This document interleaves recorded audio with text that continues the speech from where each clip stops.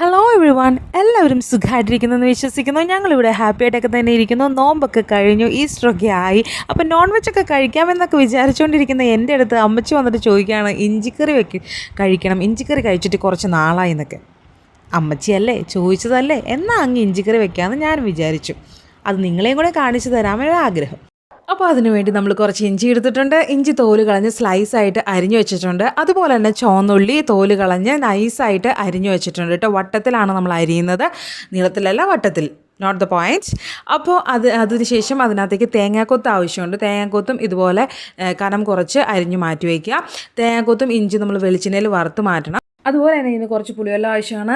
നെല്ലിക്ക വലുപ്പത്തിലുള്ള പുളി പിഴിഞ്ഞ് മാറ്റി വയ്ക്കുക. അതുപോലെ നമ്മൾ ചീഞ്ചട്ടി അടുപ്പത്ത് വെച്ചിട്ടുണ്ട്, വെളിച്ചെണ്ണ ഒഴിച്ചിട്ടുണ്ട്. വെളിച്ചെണ്ണയൊക്കെ സൂക്ഷിച്ചും കണ്ട് ഒഴിച്ചോളാം. നല്ല വിലയാണ്, തീ പിടിച്ച വിലയാണ്. 420 390 റേറ്റ്.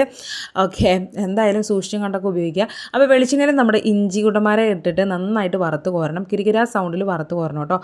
പറയാൻ വിട്ടുപോയി, ഇതിൽ നമുക്ക് ശർക്കരയും കൂടെ ആവശ്യമുണ്ട്.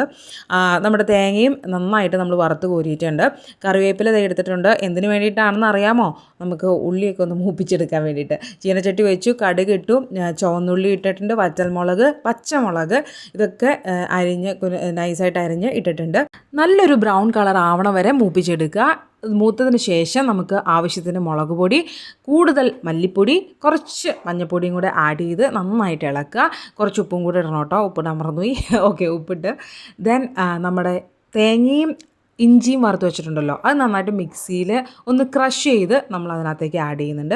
അത് നന്നായിട്ട് ഇളക്കുക. നന്നായിട്ട് സോട്ടായതിന് ശേഷം നമ്മൾ ആദ്യം മാറ്റി വെച്ചിട്ടുള്ള പുളിവെള്ളം ഒഴിച്ചു കൊടുക്കുകയാണ്.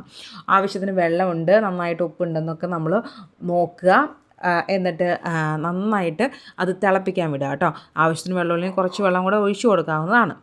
നന്നായിട്ട് നന്നായിട്ട് തിളച്ച് കഴിയുമ്പോൾ നമ്മൾ എന്ത് ചെയ്യണം? അതിനകത്തേക്ക് ശർക്കരയും കൂടെ ആഡ് ചെയ്ത് കൊടുക്കണം. അപ്പോൾ നല്ലൊരു രുചിയായിരിക്കും. ശർക്കരയുടെ മധുരവും അതുപോലെ തന്നെ ഉപ്പും പുളിയും ഒക്കെ കൂടി ഇഞ്ചിയുടെ ടേസ്റ്റും നല്ലൊരു രുചിയായിരിക്കും. ഇപ്പം തന്നെ നാക്കിൽ വെള്ളം ഊർന്നു. ഇതങ്ങനെ വേവും തോറും അതിൻ്റെ എണ്ണ ഇങ്ങനെ മുകളിലിങ്ങനെ വേറിട്ട് വരുന്നത് നമുക്ക് കാണാൻ സാധിക്കും. ആ സമയത്ത് നമുക്ക് വാങ്ങി മാറ്റി വയ്ക്കാവുന്നതാണ് കേട്ടോ. ഇത് ഉണ്ടാക്കി വെച്ച ഉടനെ തന്നെ ഉപയോഗിക്കുമ്പോൾ അത്ര ടേസ്റ്റ് ഉണ്ടാവില്ല. പിറ്റേ ദിവസം ഉപയോഗിക്കുമ്പോൾ നല്ലൊരു രുചിയായിരിക്കും. അമ്മച്ചിക്ക് ഇഷ്ടപ്പെട്ടു, നിങ്ങൾക്കും ഇഷ്ടപ്പെടുമെന്ന് വിചാരിക്കുന്നു. വീട്ടിൽ ട്രൈ ചെയ്ത് നോക്കുക. Hope you enjoy. Thank you so much for watching my video. Bye bye. See you later.